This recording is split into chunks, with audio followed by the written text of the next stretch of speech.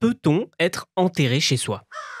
Si on est Alain Delon, décédé ce dimanche, oui. Avez-moi. Il a eu l'accord de reposer auprès de ses chiens dans sa propriété de Douchy, dans le Loiret. J'ai un cimetière, j'ai 45 chiens. Et au milieu de ce cimetière, j'ai fait construire une chapelle où je serai moi enterré là.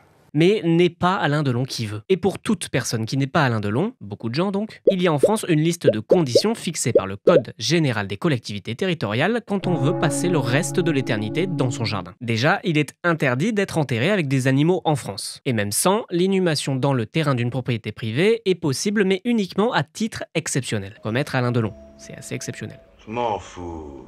Ensuite, il faut prouver que le lieu d'inhumation est situé hors zone urbaine, comme à Douchy, et à plus de 35 mètres de toute habitation. Il faut aussi demander l'avis d'un hydrogéologue agréé pour éviter tout risque de contamination des eaux. Et enfin, il faut formuler une demande auprès du préfet de département concerné. Potentiel futur acquéreur de la propriété de Douchy, vous pourrez profiter d'un parc de 75 hectares, d'une maison d'exception, de la dépouille d'Alain Delon sous vos fenêtres et de sa famille devant cette tombe à tout moment. Car une fois l'accord obtenu, les proches du défunt sont autorisés à se rendre sur la sépulture, même si le terrain qui l'accueille est revendu à un autre propriétaire. En 2020, Valéry Giscard d'Estaing s'était fait enterrer sur un terrain privé du Loir-et-Cher, et Brigitte Bardot aurait déjà eu l'accord pour pouvoir reposer une fois qu'elle sera décédée dans son jardin de la Madrague, dans le Var.